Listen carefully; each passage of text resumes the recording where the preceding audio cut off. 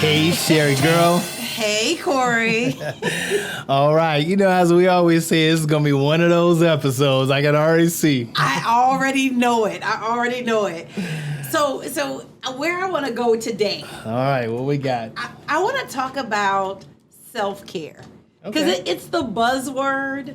But I went to a training this week that really left a mark on me. So the Department of Mental Health has a partnership with the faith-based community, and they put together like a really amazing topic in terms of self-care.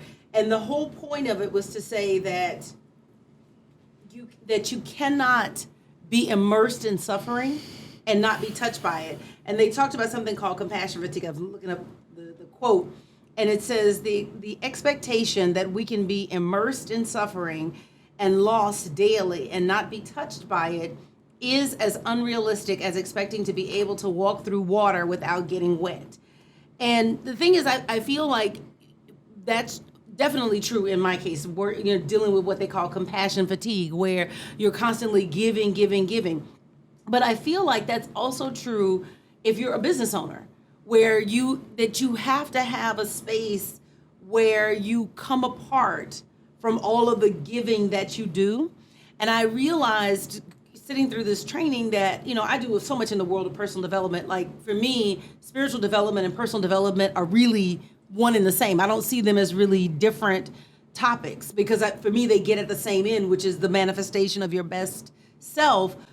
But I realized that so much of the work that I do, it's like I'm getting ready to getting ready to present. So all of the study that I do, I'm studying because I'm getting ready to preach on Sunday, or I'm studying because I'm getting ready to teach this workshop, but it's always to some end. It's never just eating metaphorically. To enjoy. Right, or to just give to myself. Right. And so at one point I did have a personal goal of making sure that I read something that wasn't in relation to preparing for a class, but I had gotten away from that. And I realized I need some kind of activity that's just feeding me, that's not feeding me so that I can feed somebody else. And so I don't know, I just feel like that has application way beyond clergy. I feel like that applies to everybody because there's no way to go through the world and not be touched by the world. And not be touched by all of the stuff that's happening in the world. And I feel like we don't have a high enough priority on self-care. And then self-care right now, because it's the buzzword, so everybody's like, get a massage or, go on a retreat or whatever. But there's some self-care things that you can do that don't cost any kind of money. Mm-hmm. So I don't know where you sit with that. But I wanted to bring that up because in my mind, to me, it is probably one of the most important wealth habits, which is how you take care of yourself. And this falls under that category of physical plus, appearance, your health plus your appearance, what's going on inside of you as well as what's going on outside of you. Well, I definitely believe that what's going on in the inside is a reflection of your outside. So you definitely have to have, at least I believe, some channel to be able to let it go, right? So, you said something where if you were constantly, and for lack of a better term, let's say preparing for work, right? Because that's really what you're doing when you're practicing your speeches, when you're setting up for the content. It's all with the design to be able to deliver it to our audience or whatever it might be. I do believe that, from that ability to find oneself and have the ability to have gratitude and be able to get something out of it, I definitely believe you have to be selfish in some sense to be able to say, I need this for me. Because I think if you don't feed yourself, right, it's too difficult to feed other people because it gets exhausting.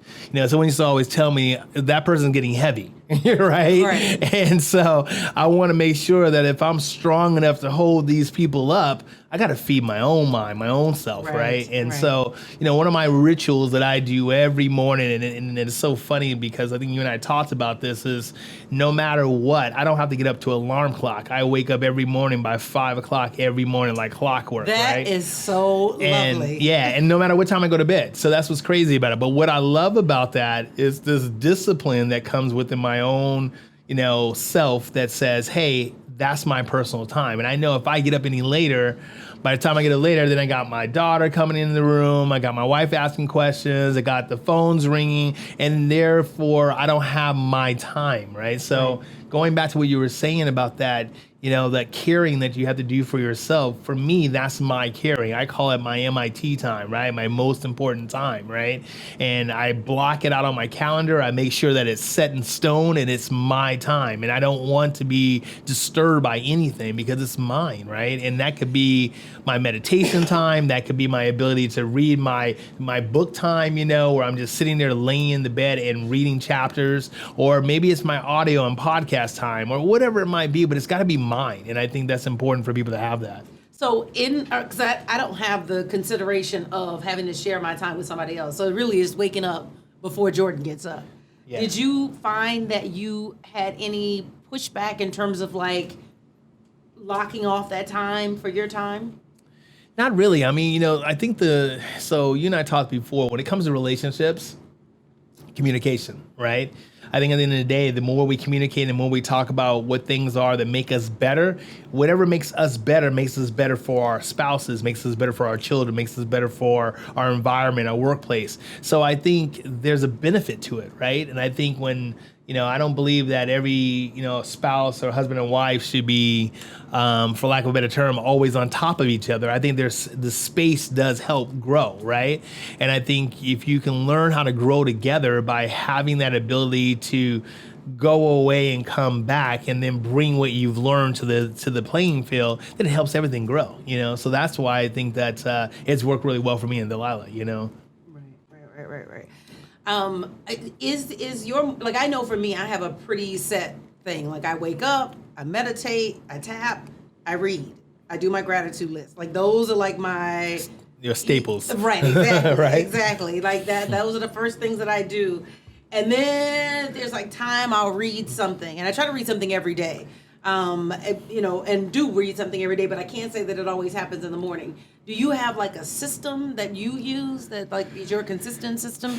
Yeah, for me, I'm bright-eyed and bushy-tailed first thing in the morning. That's just I'm a morning person, right? Flippin' amazing. Man, nighttime, forget about it. I could start my book out and I could be reading the same line 50 times and go and look like this. I'm like, what would I say again? And then I'll go back and highlight it again. And that book may take 12 years to get read if I do it at nighttime. So for me, first thing in the morning, as soon as I wake up, before my brain starts working, that is my ritual, right? Okay. Go right to a quiet space, wherever that quiet space is for you.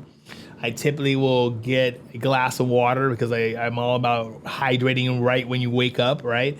And then I'll go into my home office and shut the door, and usually my dog Bo will come with me or whatever, and we'll just kind of sit down and I just start reading. I'll read a chapter because that's my goal, to read a chapter or two a day. And I'm reading like 3 books right now, so I'm reading a chapter from each book. But that's kind of the way I can get through my process. Got it. So what do you think, like, business owners, because again, like I said, this event really, it was really wonderful because I was shocked that it even existed. Mm-hmm. There seems to be some foresight in whoever put it together, realizing that a lot of people who are dealing with like mental health issues, they will probably land on the doorstep of a clergy person faster than they would land on the doorstep of psychiatrist. Right, exactly, right. Because we have such a stigma around mental health. Yeah. But I guess I really believe that I don't know. I haven't personally had a therapist, not in any kind of long-term way. A lot of the work that I do is therapy in some ways. Right. But I think that people need therapists. I think that people need a space where they can think out and talk out the stuff that they're dealing with. Look, okay. So I have my own different beliefs about working through stuff. You know, I believe that at the end of the day, each individual should be and accept responsibility for their own actions and things that they do, right?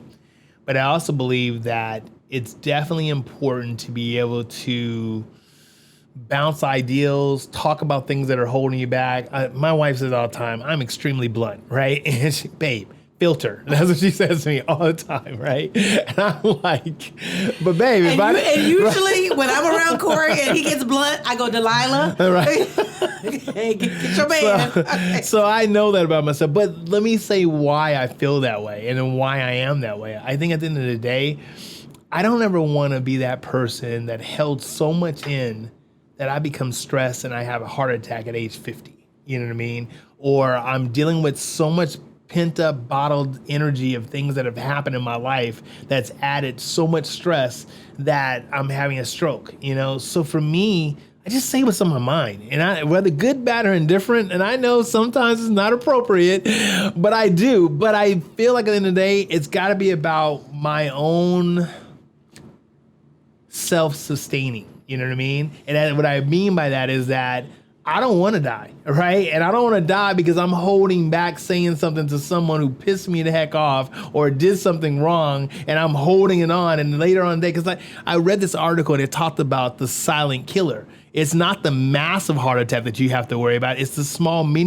ones that you have that can kill you because it's been that pent up frustration or that thing you've been dealing with or that argument you've been having with your spouse multiple days, day in and day out, or the kids not doing what they're supposed to do. It's those little things that make that massive coronary be bigger, right? And so for me, I'm like, no, I'm trying to be around a while, okay? So that means, hey, I'm gonna tell you what's on my mind. I tell my daughter, I'm just telling the truth. Right. That's my word. I'm just telling the truth. Okay. Let me play some devil's advocate here because I don't know if I agree with that, Cory. Go on. Because truth is relative. There is no truth is always perspective. I think truth is truth. No, truth is always perspective. At any point you could find. Listen, we got an entire country being run by somebody with a different perspective, and for them, what they're doing is truth. Truth is perspective, and so I think like where's the balance between being. I think most people in America are worried about what other people think. But when are you responsible for caring about the other person? Let me ask you a question, okay? Yes. I made that statement. I believe that most people in America, or most people in general, I don't care, America or wherever else it's gonna be, they worry more about what other people think. Okay, and I think you're right that there is too much caring about what other people think. But I also believe that people matter.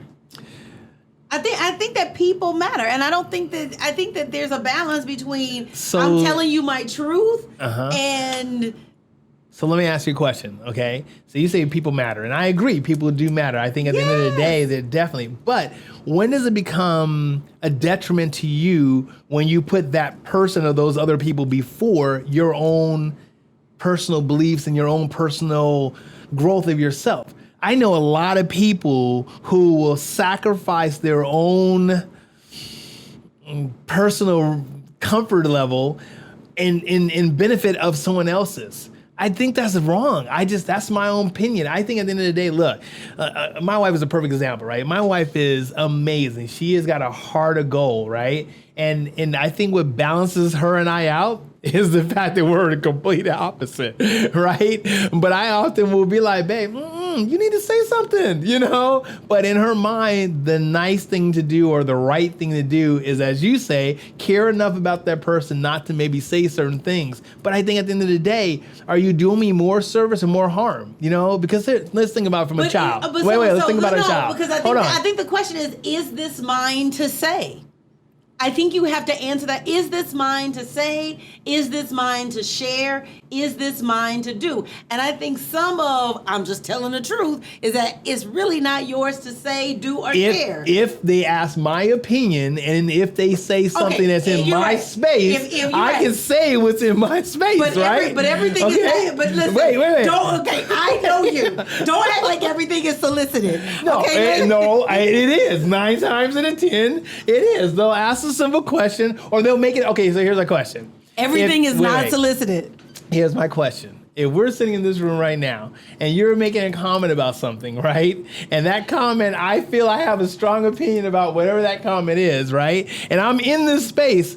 If it was the private conversation, I shouldn't be in the range to be able to hear what that conversation is. Okay, y'all let me know in the comments. Where do you think the line is? Man. Because I do think that telling the truth is a part of self-care. Mm-hmm. And I do believe that you can do more damage to yourself holding things in. By all means. Absolutely. But I also believe that there's a fine line where you cross into saying what should not be said, doing what should not be done, and sharing what should not be shared. I think at the end of the day, most people, I think that everyone has their own opinion. Right?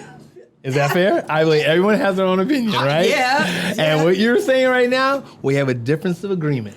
I'm going to leave it at that. Because look, I'm just saying, look, Sherri, look, I'm going to be honest, right? I'll give an example. As parents, right, our primary goal is to make sure that we take care of our kids. We want our kids to have more and have better than we've had when we were growing up. I mean, that's the fundamental culture of a parent, right? To do or give our children better and more, right? We've had podcasts that we talked about, is your child being spoiled? Are we giving them too much? Are we hindering them, right?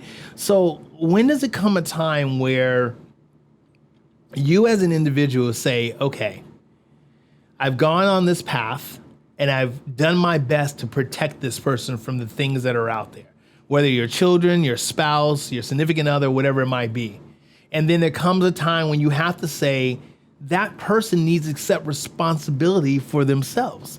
They need to start realizing at the end of the day, it's not cookies and cream all day long out there in the real world. It's just not.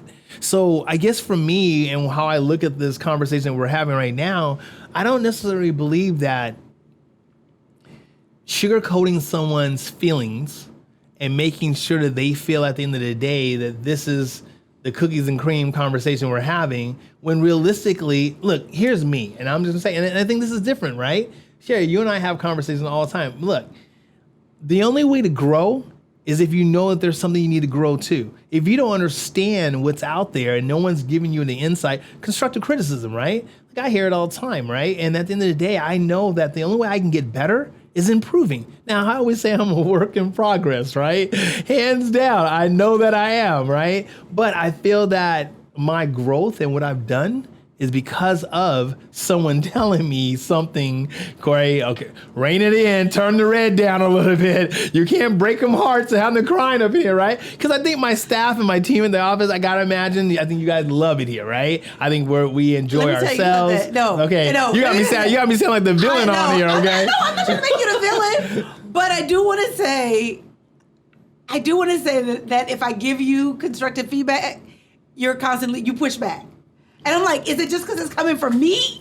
And okay, so let's talk about this. This was at a seminar that you and I were at, and it wasn't that I was pushing back. Okay, so let's put everything into context. So first of all, Cory did an amazing job. The seminar was absolutely awesome, and we do a round table, mm-hmm. right? I call it a celebrate and fix, mm-hmm. right? Celebrate what works, fix what needs improvement, right? And so I had a suggestion. So all of a sudden, he's arguing with me with the suggestion. Sure. And I'm thinking, was I arguing with you? Come on, you a little drama now, right? I named 100 things that went right, and one thing that I said, this could be different. Not even better. This could be different as an idea. And it was like, no, that don't work.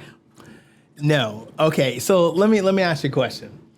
when we talk about failure, right? We both agree that failing is not failing unless you give up. Right. We also right. We also both I agree. never fail. I only learn. Right. And we also agree that failing is just finding one other way that didn't work. Now move on. Right. Correct. So in my infinite wisdom of 25 years as a speaker, right? As I throw this out there to you, you're saying something that I completely agreed with in the sense of saying that, yes, dialogue and interaction in a speaking event is amazing. So it's organic. We have to give a context. Okay. So we have a new series that's being done. It's a lunch and learn series called The Code to Retirement. Correct. It's on the financial side. On the financial side. And there are 5 components to it, right?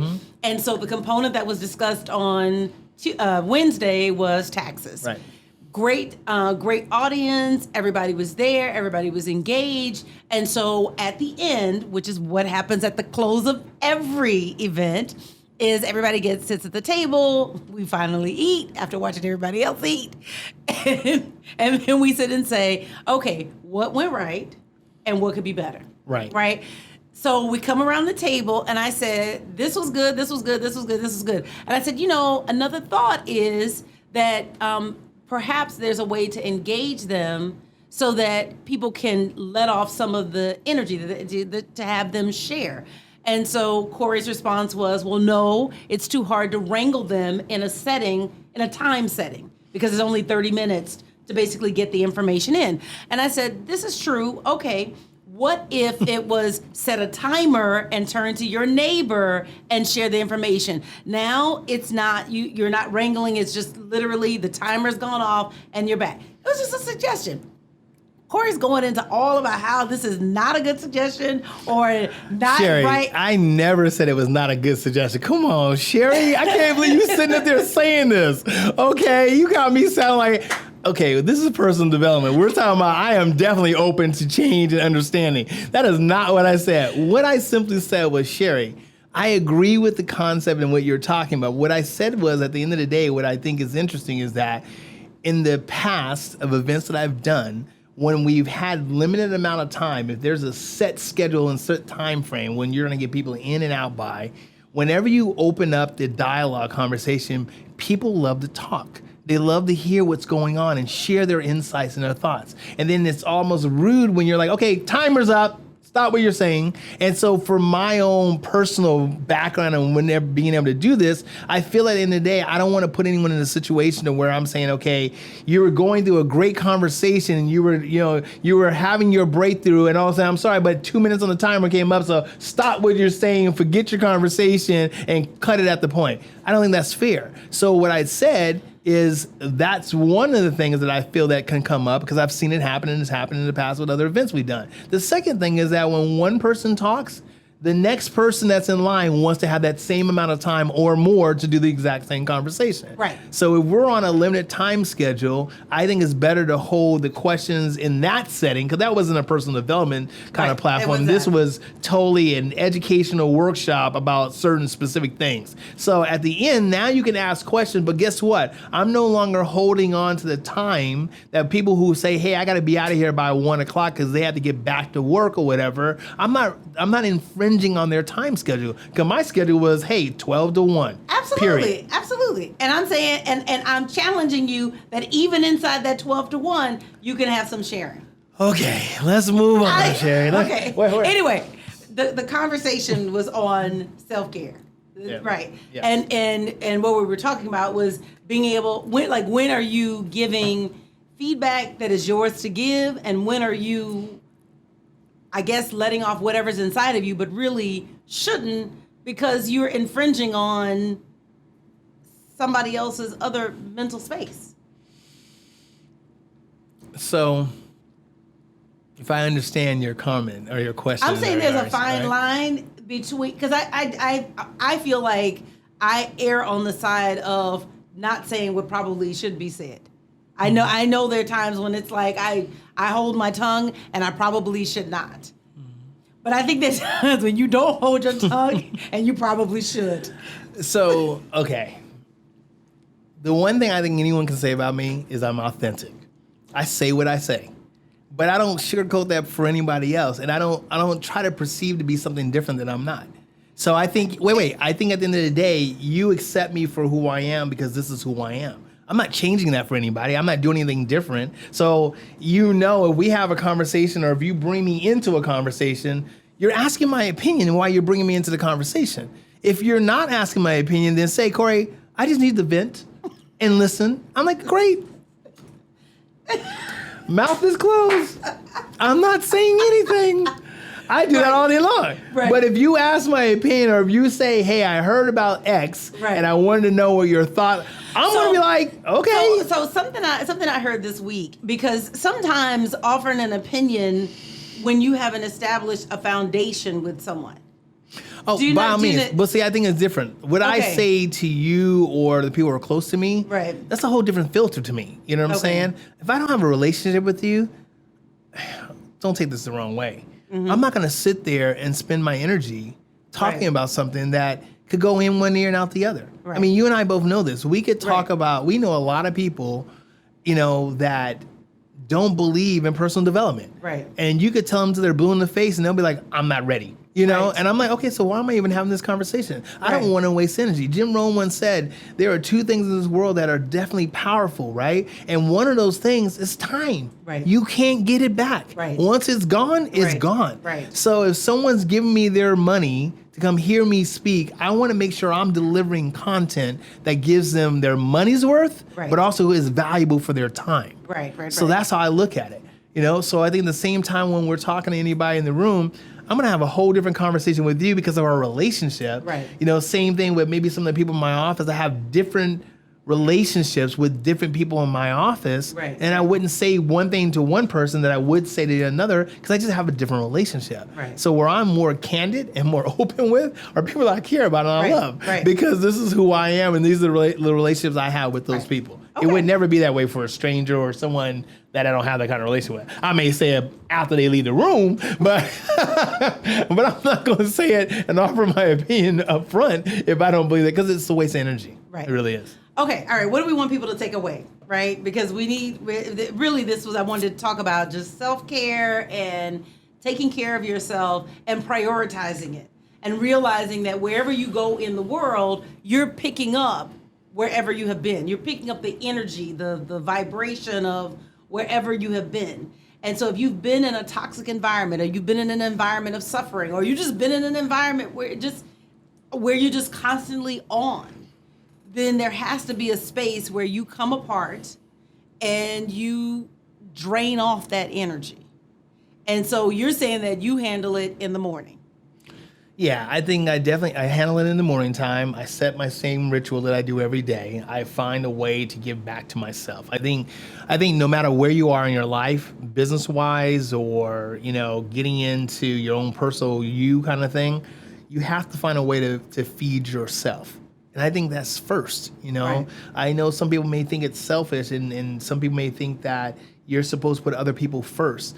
I don't believe that. It's like, people always say that, self-care is not selfish. It's not. It really isn't. You have to be able to be at your best in order to deliver your best. Right. And you can't do that if you're constantly giving, and then so much has been sucked out of you. There's nothing left for you. Right. That's the part I'm trying to get everybody to understand. Right. Now, my madness and my thoughts and my things that I do may be a little bit different than others, and I get that, I'm not asking everybody to love me. I'm not. But I'm saying at the end of the day, listen to what I say in regards to you have to be first and you have to put yourself first so that you can have what's in you to be able to share more often. Right. So you don't become heavy. This makes me think of something I heard Ed Milet say, and I liked his language, is that you cannot give what's not alive in you.